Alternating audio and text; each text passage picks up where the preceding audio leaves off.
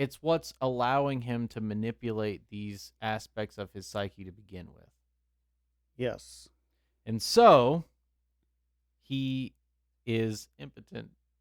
Impotent again. He's Yeah, an he's imp the imp. and he's impotent. Yeah. There is this really funny thing about this shot too that you had pointed out, where it's the opposite of Goku's shot whenever he's staring into the sun, right? Yes. So we see Pilaf whenever he's standing in front of the sun, he's saying out loud, "The world will be mine," right? But whenever Goku's staring into the sun, it's his arms aren't raised up above his head like that; they're down at his side, right? And it's this kind of weird inversion here going on, where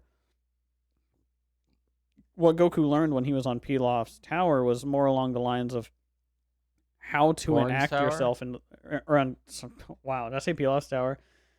Korin's tower. On Korin's tower, Goku learned the mode of being, what you need to do in order um to transcend the literal translation of the good master, right? Of aiming towards it, right? Yeah, Aiming towards the greater good. Yeah, it's not just the good, but it's like the good as such. Mm-hmm. And then what Pilaf is doing here is he's forsaking the sun by saying that he is the sun while looking at the sun, and it's really funny. Yeah, it's so foolish, let's say. Yeah, And so one thing I do want to mention before we move on is Baba saying that this car is in a place where no cars really go.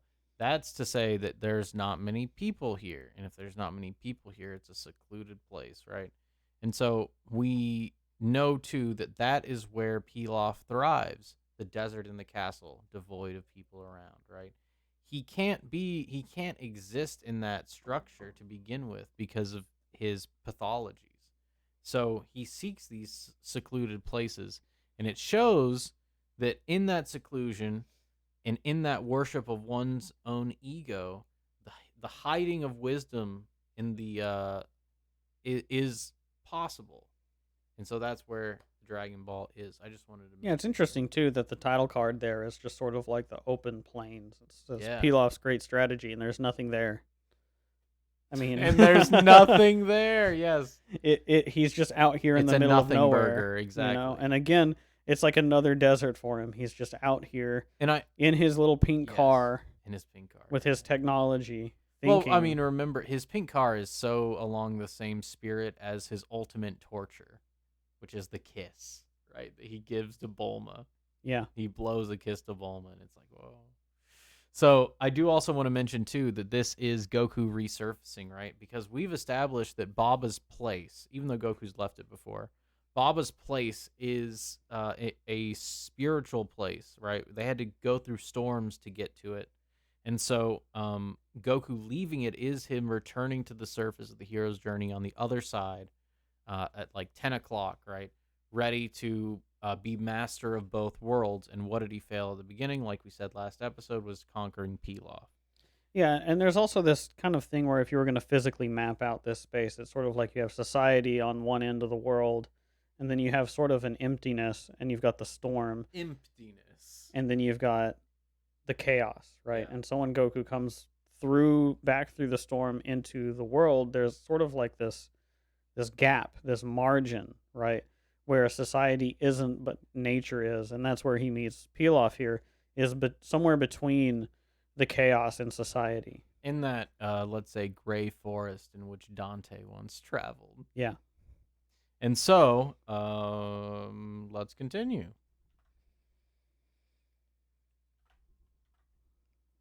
So, Goku finds Pilaf in the wasteland and jumps on the top of the car. The Pilaf and the homies shake off Goku, but only after he recognizes them. He says, "Hey, haven't I seen you somewhere before?" And they drift. Yeah. At last, Pilaf reveals the box that hides the Dragon Ball, and he tells Mai and Shu to get out and they will confront Goku. Outside, Goku waits for them, asking for the Dragon Ball, and they make an arrangement. Whoever wins a battle of strength will get all the Dragon Balls. All 6 for Pilaf, all 1 for Goku. After a quick pinky swear, the deal is done, and Pilaf's crew throw capsules, releasing the world's strongest power suits. Pilaf brags and tells Mai to show Goku the power of the suits, but she refuses, and Goku charges them. Pilaf flails his arms about in the power suit and is able to luckily fend off a kick from Goku, sending him flying. We get a couple things here. The box is laid bare. And we also have this pinky swear thing where Goku also says, like, I don't want to swear, right? It's another instantiation of that, not only innocence, but the polities that was imparted to him by Gohan already coming back. Well, what is swearing, right? Because there's this idea like don't take the Lord's name in vain, right? And that's sort of similar to swearing, right? And the idea being that you when you swear, it's the reason that it is something that is not that it in the past, I guess I could say, it hasn't been accepted in a societal sense. Is it's like you define a margin for the words, right? So you have language and you have accepted language, and then you determine that there is some language, there is some intonation, some utterance that is representative of your intention that is not acceptable, right? And so whenever you say, "Well, I'm going to make a pinky swear," right? That's something that's like I'm going to go against what is natural to agree to something. It's to agree to a margin almost, because if it were down to just fairness, Goku would just take this ball and go, right? He could snatch that ball out of Pilaf's hand, go back and get back Bora, right? But instead, Pilaf wants him to swear, wants to make a pinky swear. And so Goku doesn't really understand, and he sort of tricks him into an agreement that he doesn't even make, which is that, like, we'll go against the natural order, and we'll do a contest on my terms, and then even though I'm not actually able to overpower you, I get what you have. Part of his great strategy, let's say, right? That's his great strategy. Debasing of the natural order. I was gonna say rules of engagement. Yeah. Well, The ethic. using a technicality on the rules of engagement to subvert the ethic of natural order, even, right? Right. Yeah. And so Goku doesn't understand what that would mean even, and that's sort of the intellect behind Pilaf, right? And I think he has a line in this episode that says something like, "Nothing can stand up against these demonic machines that I've come up with." Mm-hmm.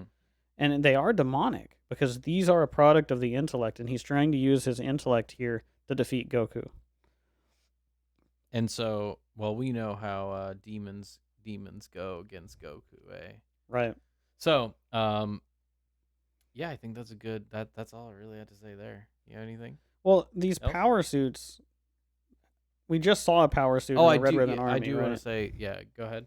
Because Black had the Red Ribbon Army power suit to sort of Which was, represent like, the that. best technology of the Red Ribbon Army. And it also functioned as an extension of Black's mode of being, right? Which is sort of like all of the spirit that you've been able to instantiate as a loyal enactor of the will of the Red Ribbon Army, right?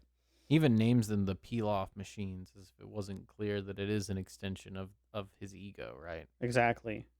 And it's interesting then that when Goku attacks it, it accidentally deflects him.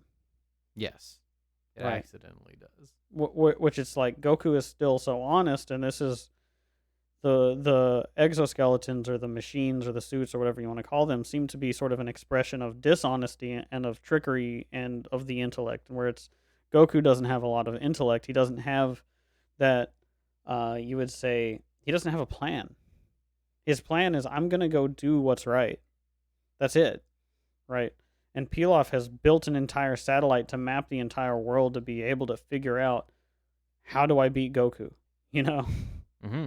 And so it's really an interplay between doing what's right or best laid plans.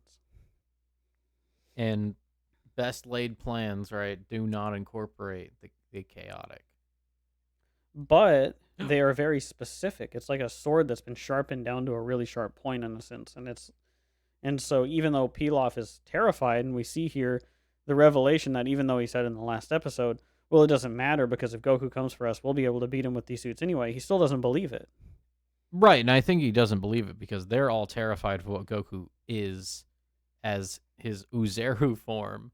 That's how they remember him in the beginning of this episode. Right. They think about him as the great ape who smashed the castle and almost trampled them. It's a good time to tie into Goku's loss against Pilaf the last time that they interacted, where Goku couldn't overcome the technology that Pilaf had surrounded himself with the Yeah. Flying Palace, right? And Goku coming here, they don't know that he doesn't have his tail. So this is like the opposite end of Goku from Uzeru, right? Yes. And so the instant that the two wills collide, right, Goku actually doesn't destroy the how do I say, the extension of their Well, his will in aim that sense. and his aim isn't to as of yet. To destroy, right? His aim isn't necessarily to destroy, and so it's like you could say his heart's not really in beating them up. He really just wants to get that Dragon Ball so he can do what's right. And he doesn't believe they're very strong to begin with. Whereas like his will was towards beating up the Red Ribbon Army. Yes, exactly. And so the last thing Pilaf does here is he throws Goku, and that's part of being the master of both worlds now, right? So he throws him, and I think he throws him into a rock, and Goku's in the rubble. I think it's one of the first times we see that, right? Yeah. And then the power of the power suits astonishes even Pilaf as Goku is struggling to recover. He says, "Ouch," as he holds his head after being covered in rocks. And Goku does recover, though, pulls out the power pole and knocks Pilaf's power suit into a boulder himself, right? Mm-hmm. And so Pilaf, realizing that, even though the power suits are strong, they may not still stand up to Goku, especially when wielding the Noibo. Yeah. And so Yeah. Pilaf resorts to using the plan, Operation Tail Grab. However, before the plans can unfold, Shu notices that Goku's tail isn't there, confronting it with truth, right? Saying that he probably tucked it into his pants. Pilaf and the homies have a quick conference as they tell Goku 1 second. And and they grab Goku instead, burning his pants away, to reveal his tail, only it isn't there at all. And we know as the audience that his tail's already been knocked off, right? Mm-hmm. Pilaf, using the satellite to map the world, his gaze has to constantly be on it for him to actually be able to do anything with that information. It's the problem of trying to observe everything at once. And so as soon as he closes the TV watching Grandpa Gohan and Goku's fight, he misses the most important part of it. Which is that Goku loses his tail. That his weakness is then removed from him by the father. And so it's not there at all, and he's just like naked from the waist down now. Which I think this is the first and only time we see Goku reverse, like, bottomless instead of topless. Yeah. Because we'll see him shirtless many times, but this is a pantsless Goku. The pantsless Goku, right? With his vulnerabilities exposed, but he's not too worried about it. I like that when Goku attacks with the power pole, it doesn't destroy the robot, but it disorients Pilaf, right? Well, it also shakes his confidence in the power of the power suits. Yes. Which the pole doesn't destroy the power suits, right? No. And Pilaf is fine. He is not really beaten up by this attack, but we see his eyes are like scrambled whenever it happens, and it's sort of like the power of the Noibo is something that can deflect without destroying this technology. It's a better technology, right? It's like a technology that supersedes his technology. Because that's what it is. It's an extension. I think of it like a technological thing, where like this is Goku's one technological thing that he carries with him throughout the entire series, basically. I don't know if it's technological. We'd have to talk about that. Technological is a really broad term for it, but it's like an artifact. I like artifact better, yeah. But when I say technology, I mean it more along the times that it was created, like it's man-made. Okay. But it isn't. But it has a spirit to it, right? Where it's like the spirit of one of these exoskeletons has an eidos or what would you call it? Like a logos to it, where it has a purpose that it plays out. Whereas like there is also a purpose, right, to the power pole, and the purpose to the power pole is a greater purpose to the than the power suit, and so it like supersedes it and knocks him away and disorients him and confuses him and shakes his faith And also without destroying it, to right? mention too, is when he gets knocked away, Shu and Mai run to him, almost indicative of the way that they are attached to him. Like they don't continue fighting Goku, and without Pilaf's will, there is no will to even get the Dragon Balls. Right. And so, uh, Pilaf being disoriented like that is kind of cutting off the head of the snake here, and so, he, as in Pilaf, realizes that he has to go for his ultimate gambit, right, which is the tail. Telos. That's what I'm thinking of, not Okay. Eidos. Telos. Yeah, the Yeah, yeah. Telos of the power pole versus the Telos of the power suit. But yeah, I agree. There's a sort of trifecta sort of situation here where there's a point to this pyramid, right, which is Pilaf, and then you've got like the base, which is sort of formed by Mai and Shu, that are the masculine and feminine foundational supports to him, right?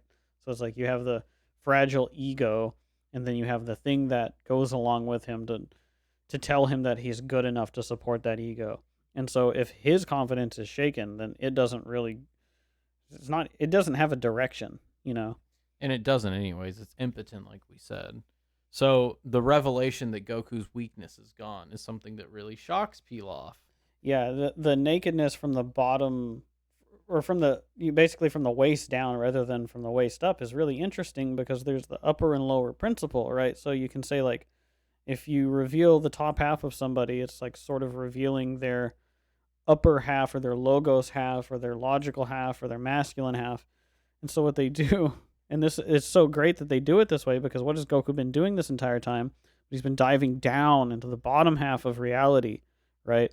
And what they did not see happen was that he reconciled the lower masculine principle. Mm-hmm. He integrated everything that not everything, because he doesn't know everything on the upper half, on the upper half, right? Uh-huh.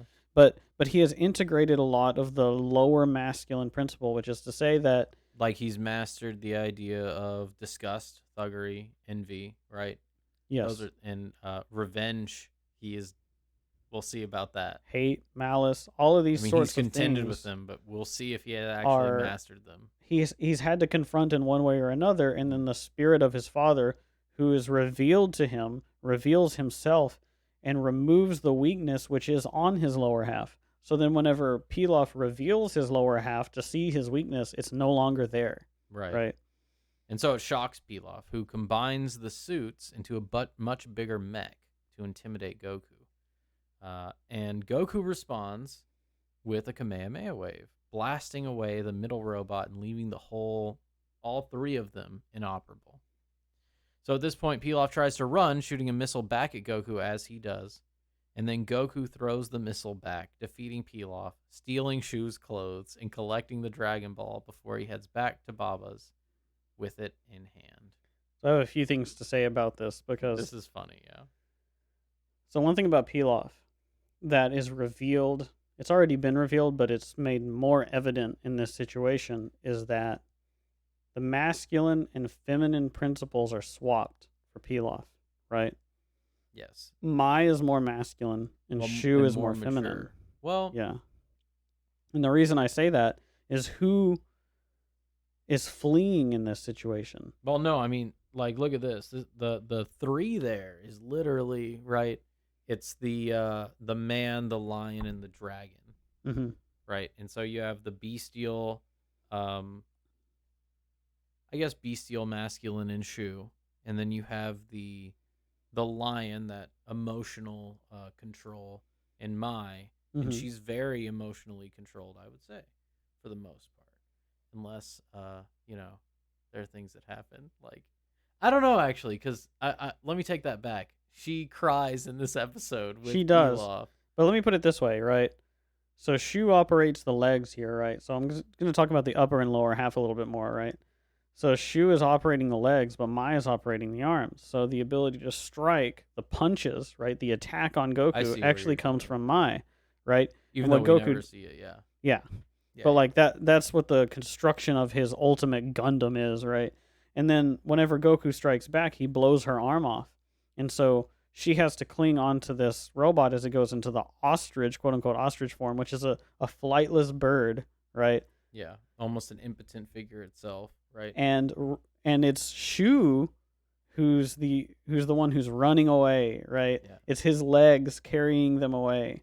And so in response to Goku's legs being revealed, his lower masculine half or his lower aspects being revealed as being purified or not having that weakness, then the weakness of Pilaf's lower half in Shu, who is um who is his weakness in his masculinity, runs away from Goku, and that's what he actually ultimately serves in the fight or flight here, right? He's the flight instead of the fight, and Maya's the fight. And it's so funny because that's Well, it's interesting to say because he actually is the one that burns Goku earlier. mhm. Burns his pants off, let's say. Sure, yeah.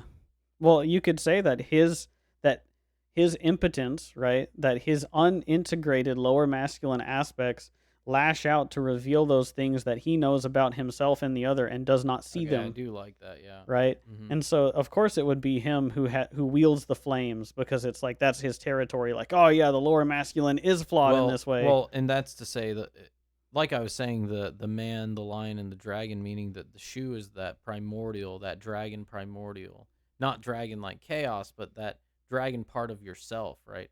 That dragon part of, or let's say even the lizard brain. That's a good way to put it. The lizard brain part of yourself, that tie to nature. That's what Shu is, and he's I like the unrealized. lizard analysis there because that's the fight or flight, right? And lizards and birds, right? Ostriches, like Yeah. all from dinosaurs, so it kind of goes. Right, and they Now, make a flightless bird yeah, as their final contingency to get away from this situation, which yes, does not work. because the malice exuded by Shu is so ineffectual that Goku can just turn it back on them. Now, Meaning that like you said, that vulnerability of the lower half being wielded by Goku because he's exposing his vulnerability of his lower half is then able to destroy the lower half of Pilaf. not only that, but he takes his clothes. Well, yeah, we'll get there. He takes Shu's clothes Yeah, specifically. Not only do they fit him, but Goku's no fool. He's not going to wear the Chester's outfit. yeah.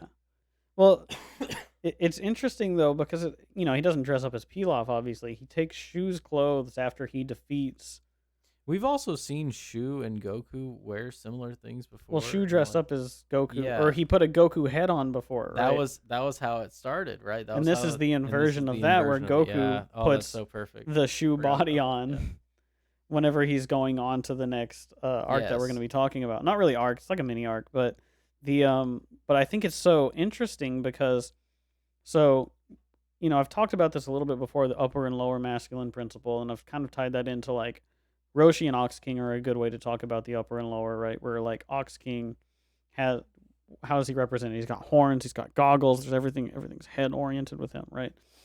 But Roshi's blind, but he's really perverted, and that's like the more bodily, you could say, instantiation of the masculine. And so I'm not sure. I'm not 100% positive what I'm going to want to say about this, but I do want to call out that what Goku's doing here, it's sort of like the clothing has been destroyed again. And we've talked about this throughout the Red Ribbon Army, and then what happened whenever he came into contact with Tao Pai Pai and the destruction of his gi, right? And so now his gi has been destroyed, but the means by which his gi got destroyed was that the lower masculine principle that is a representation from Pilaf destroys his gi. And so what Goku does, which is brilliant, I think, is that he takes the gi from him, puts it on himself, and goes out into the world as an act of sort of humility to show that he's like a blank slate. After his tail has been torn from him, right, his lower masculine principle now is open to Yeah, learn he's open. whatever the That's a good world way can to put teach it. him, right? And so he puts on the suit of the fool. And so in that sense he is finally completed his hero's journey, and he's automatically ready to be the fool again. And it's like, Start it over, yeah. he's so wise. Uh-huh. He's not smart, he's wise. And it's so wise to know that whenever there is a force out there that can reveal your nakedness and destroy the gi of your master, especially in that lower masculine way, that you can clothe yourself in that as a means by which to learn what your weaknesses are Well, even further. it's kind of the idea of making a shield out of the dragon that a person slays, right? Yeah. It's It's that carving. It's incorporation. like the Peterson dream that he talks about, where he's like, Yeah. I'm gonna carve a shield out of this dragon, and then and it'll I'm be gonna immune use to it. fire, Yeah. right? And so this is the same thing. Like, I'm gonna wear this, and my lower principle is never gonna be exposed again. It's a reset too, because at this point in time, there is nothing that Goku can learn from any master. Yes. He's like, well, we'll see. as far as he knows right As far now, as he I should knows, say, yeah. because he's transcended everyone that he's come across this far, and he has mastered the world, and that's why he's able to get all 7 Dragon Balls, right? Because he's gathered up Now he has all yeah. of chaos, Mhm. and so it only seems to fit to me that he would take on a symbol of sort of like, okay, and now again, I am but a pupil of the world. And I also think it is somewhat of a. It's somewhat motivated by that idea that Goku is still going to and wants his tail to return by accepting that dragon aspect, the bestial aspect of Pilaf. It's almost invoking that. Well, what did he say to Gohan was, once my tail grows back, I'm yeah. going to strengthen it. And Shu has a tail. There's a tail hole in this thing. Yeah. Right? And An so, empty hole now. Yeah, an empty hole now. But we'll see what happens with it. So the last thing I want to mention before we close out is Shu tells Pilaf, maybe it's time we stop looking for the Dragon Balls. Mm-hmm. And this is right before Pilaf does the really bad thing. Pilaf doesn't listen. Pilaf does not listen. But I wanted to mention that right now. And That's a good call out. It is the truth that is spoken by the masculine here, which is, even though he's unrealized, he's like retarded. Actually, that's what I'm going to call Shu from now on, the retarded masculine. The archetypal retarded masculine. Yes. He is, though. But he confronts it with truth. Yeah. He says, maybe we should stop doing this. And he should. He really should. Not for his own sake.